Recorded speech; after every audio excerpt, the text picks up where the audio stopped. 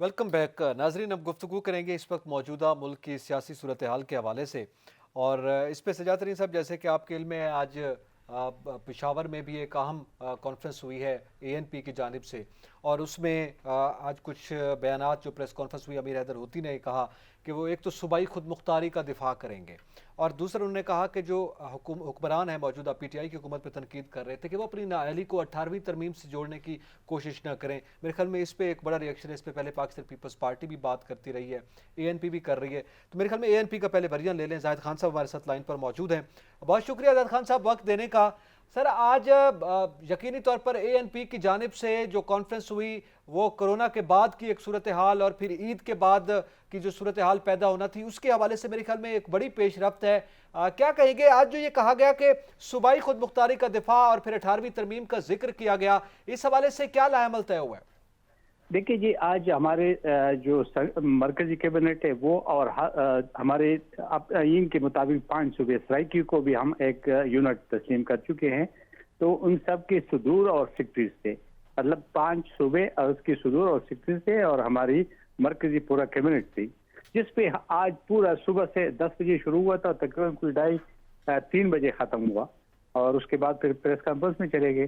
तो सूरत हाल यही थी कि इस वक्त जो मुल्क जिस सूरत हाल से गुजर रहा है, चाहे वो खारिजी पॉलिसी के हवाले से देखे, चाहे हमसाय ममालिक के हवाले से देखे, चाहे वो महंगाई, बेरोजगारी और ये जितना लोगों के साथ जो कुछ हो रहा है, ये सारे हमारे डिस्कशन हुई है।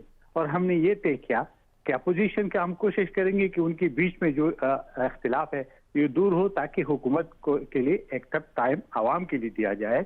और अगर वो नहीं है तो ANP अपना खुद एलोन वो अपना अनाउंस कर रही है, और वो इंशाल्लाह बहुत जल्द प्रोग्राम अनाउंस कर देंगे 5 सूबों में कि वहाँ प्रोग्राम करेंगे। 18 अमेंडमेंट की इसलिए जिक्र किया गया कि मौजूदा हुकूमत से जब से आए, बल्कि ये जब बैठी हुई थी, तो 18 अमेंडमेंट की NFC अवार्ड की बात हो रही थी। और ये आपको पता है कि ये 73 कॉन्स्टिट्यूशन में तय था कि 10 साल के बाद ये जो कंकरल लिस्ट है खत्म हो जाएगा और इख्तियारात सूबों के पास चली जाएंगी। और अगर आपको इल्म होगा तो मशरिक पाकिस्तान भी इसी तनाज़े की वजह से आज बांग्लादेश बना हुआ है।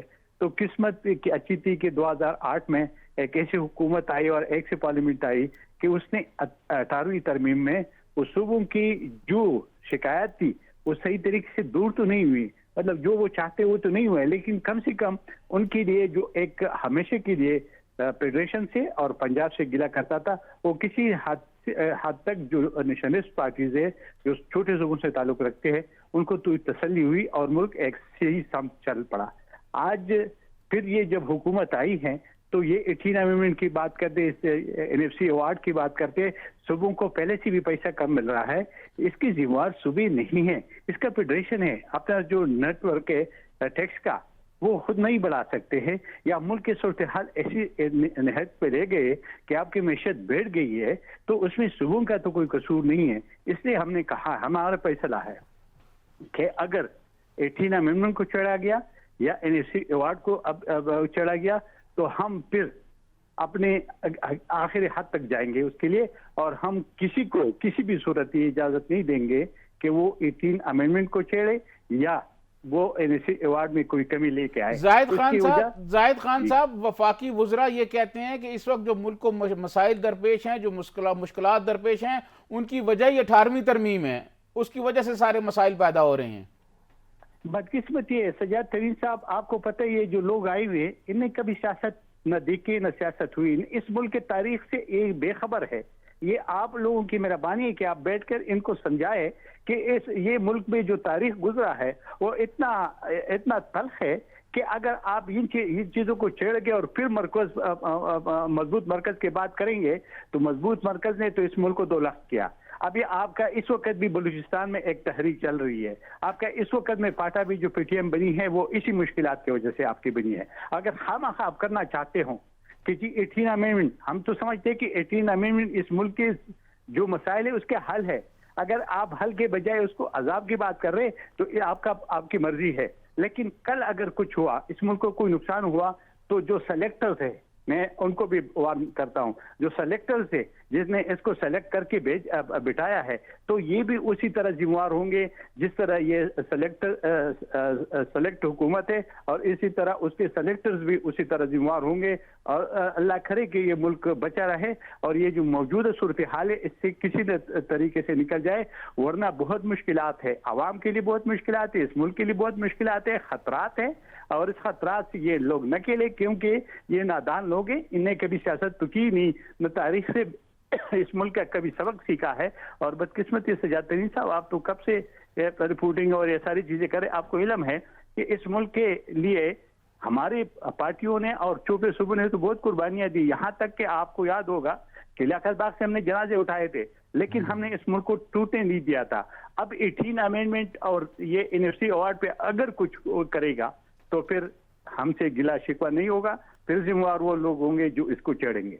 एएनपी जो है वो ऑल पार्टीज कॉन्फ्रेंस कराने और सारी अपोजिशन को एक प्लेटफॉर्म पर लाने के लिए अपना रोल करेगी, और कब तक ये उनसे अपोजिशन लीडर से राब्ते करेगी, बाकी जो लीडर हैं? ये बिल्कुल आपने अच्छी सवाल किया, और आज सवाल उदत अमीर हैदर खान हुती साहब भी हुई, क्योंकि हमारे आज काफी अरसे के बाद पहली मीटिंग थी और हमने बहुत सारे मसाइल उसमें डिस्कस किए, बहुत सारे फैसले किए। अब हमने यही भी तय किया कि एएनपी अपना एक रोल प्ले करेगा इस अपोजिशन की पॉलिटिकल पार्टीज के बीच में, कि मिनिमम एजेंडे पे हम एक फाइल्स पे इकट्ठे हो जाए, ताकि इस मुल्क को किस तरीके से बचा दे, ताकि इस मुल्क में जो आवाम जो पिस रहे उसका को बचा ले, ताकि जो खारिजी पॉलिसी के हमारा तबाही करते जा रहे हैं कि इसको किसी तरीके से बचाया जाए। इस वक्त आटा चीनी कभी किस किस चीज को आप रोते रहेंगे, आवाम को रोजगार नहीं है, भूखे मर रहे। तो इनके लिए हम एमपी समझते हैं कि हम सारी जो अपोजिशन पार्टीज है कि वो अपनी सारी चीजें छोड़ दे और आवाम के लिए बात करें, क्योंकि आवाम इस वक्त इस मुश्किलात से गुजर रहे हैं, ये पहले कभी नहीं हुआ है। और उसके हम पे परस है कि हम अपोजिशन को कह दें और अपोजिशन हमारी बात को रियलाइज करे, और इस आवाम की, क्योंकि ये पॉलिटिकल पार्टीज आवाम में होते हैं और ये पॉलिटिकल पार्टी जो है वो आवाम की इस मसाइल के लिए भरपूर जदोजहद करे। ठीक है, बहुत शुक्रिया आज़ाद खान साहब, आपने कीमती वक्त दिया और हमसे गुफ्तगू की। यकीनी तौर पर ये एक सियासी हलचल, कोरोना के लॉकडाउन की सूरत हाल जो रही है उसमें एक्टिविटी तो रही है मगर बड़ी महदूद रही है। जैसे कभी एएनपी का हुआ, मेरे ख्याल में दीगर सियासी जमातों के भी इजलास जो हैं वो होना शुरू हो जाएंगे, उनकी मीटिंग शुरू हो जाएंगी। तो ये मामला आपको लग रहा है कि आंदा फिर गर्म होता हुआ दिखाई दे रहा है? देखिए, मैं समझता हूँ इस मामले को आप इस तरफ देखें कि एक तो अपोजिशन के दरमियान इख्तलाफात हो गए हैं, उनको कम कराने की, जैसे जाहिद खान ने कहा, एएनपी कोशिश करेगी। दूसरी तरफ आप देखें नैब काफ़ी मुतहरक है और आसफ अली जरदारी साहब पर आज फर्द जुर्म भी याद हो गई है अदालत में, और इसी तरह और अपोजिशन के कुछ लोगों को बुलाया हुआ है, मरियम नवाज़ को भी बुलाया हुआ है अपना, और कुछ लोगों को नैब ने तलब कर लिया है। तो अगर ये इस तरह हुकूमत के ख़िलाफ़ माजी में भी गुज़श्ता 2 साल में ये देखा गया है, जैसे ही अपोजिशन मुतहरक होती है साथ नैब भी उसके ज़्यादा मुतहरक हो जाती है, फिर उनको बुला लेती है। इसका भी अब अपोजिशन को देखना होगा कि अपोजिशन जो है इस पर क्या करती है। फिर अपोजिशन की जो जमात है पीपल्स पार्टी, वो सिंध में हुकूमत में है, और आपने देखा है कि आज चीफ जस्टिस साहब ने सिंध हुकूमत के बारे में, कराची के मेयर के बारे में जो कुछ कहा उसको भी देखना होगा, वो सूरत हाल है। और फिर क्या जो अपोजिशन में सबसे ज़्यादा स्टेक पर है वो पीपल्स पार्टी के स्टेक लगे हुए हैं कि वो सिंध में गवर्नमेंट में हैं। क्या एपीसी में जो फैसले होंगे, क्या पीपल्स पार्टी फिर जो है वो अगले इलेक्शन, नए इलेक्शन पर तैयार होती है, नहीं होती, ये मैं समझता हूँ अपोजिशन में काफ़ी इख्तलाफात मौजूद हैं। और कराची की सूरत हाल पे आज चीफ जस्टिस साहब ने खुद सारी वो की है। अब देख लें कि कराची में क्या सूरत हाल है, पानी जो है वो वहाँ पर सड़कों पे ऐसे है जैसे नदी नाले बने हुए हैं। आखिर इस बात की इंक्वायरी होनी चाहिए कि वहाँ जो नाले हैं उस पर नालों पर घर किसने बनवाए, किसके दौर में कब्जा हुआ। आपको पता है कि जनाब मुशर्रफ के 10 साल दौर में जब काफ लीग भी इक़्तिदार में थी, एमकेएम साथ थी, इनको फ्री हैंड था, और कराची में क्या होता रहा, वो इस बात पे भी इंक्वायरी होनी चाहिए कि आखिर ये कौन लोग थे जो रेत बोरियों में डालकर गटरों में डालते थे, गटर बंद होते थे, फिर उनके खिलाफ एहतजाज करते थे। ये सारी चीज़ें होनी चाहिए। कराची जो है हमारा बहुत बड़ा माशी हब है, लेकिन अफसोस ये है कि कराची की जो सूरत हाल है वो नाकाबिले बयां है, वहाँ बहुत ज़्यादा मसाइल हैं। लाहौर आप देख लें, हमारा सूबाई दारुल हुकूमत है, लाहौर की सूरत हाल ख़राब है। गवर्नमेंट की अगर परफॉर्मेंस अच्छी नहीं है तो महंगाई की सूरत हाल है। अपोजिशन की देख लें, अपोजिशन की भी सूरत हाल इतनी अच्छी नहीं है।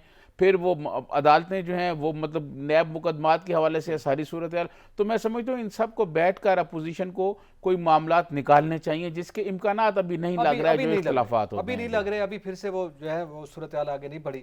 اچھا تھوڑا سا ذکر کریں, تھوڑا سا کیا بلکہ ہم کافی اس کی بات کریں گے اپنے پروگرام میں کرتے رہے ہیں, کشمیر کے حوالے سے.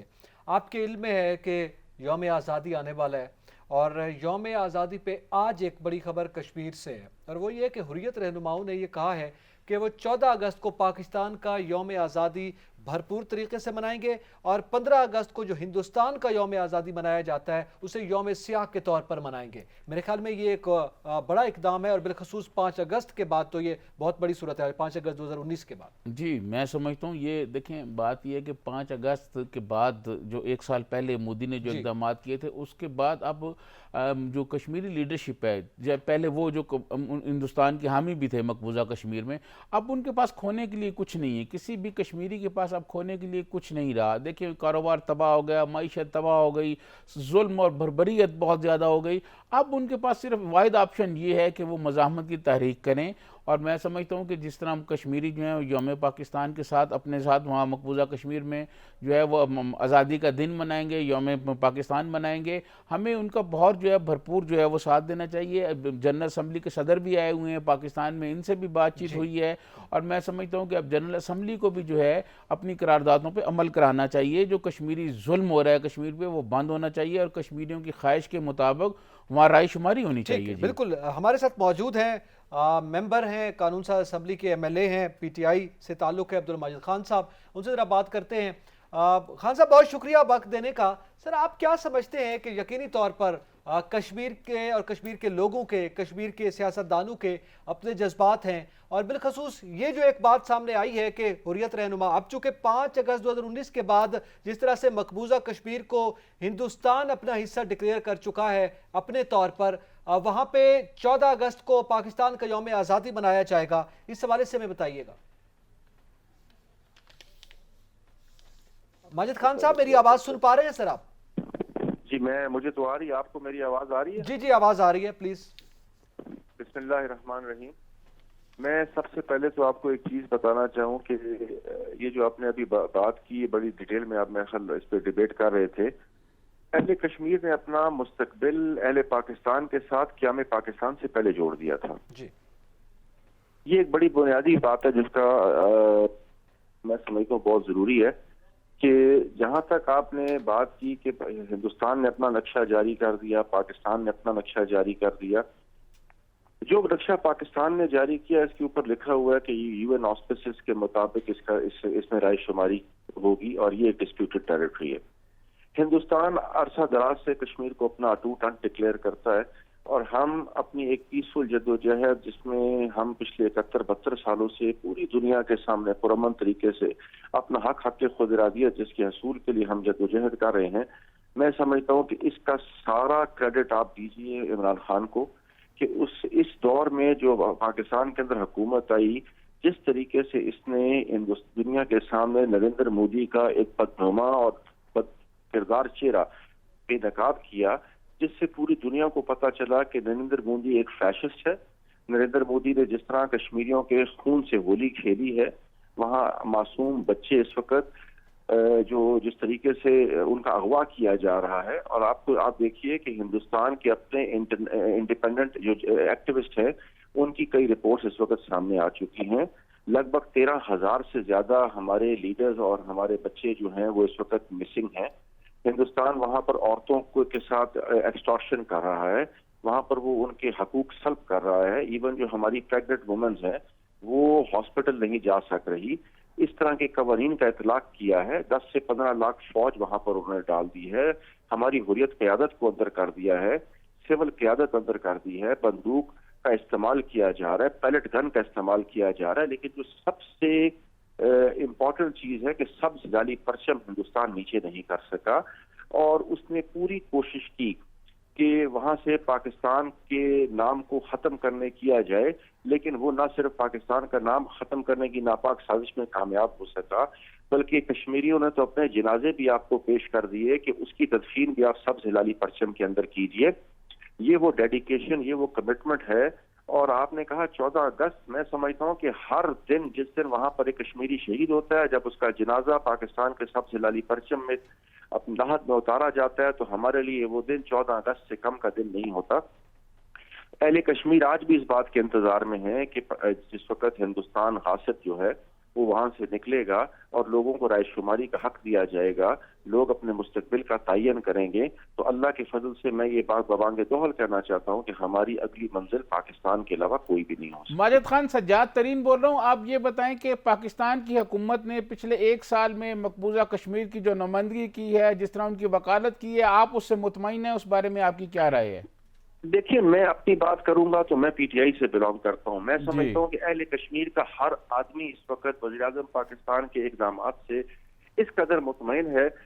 آپ دیکھیے کہ پہلی دفعہ نریندر مودی کا جو بدنما چہرہ ہے وہ پوری دنیا کے سامنے ایکسپوز ہوا ہے۔ ایک فاسسٹ اپروچ اور ایک ہٹلر کی اپروچ لے کے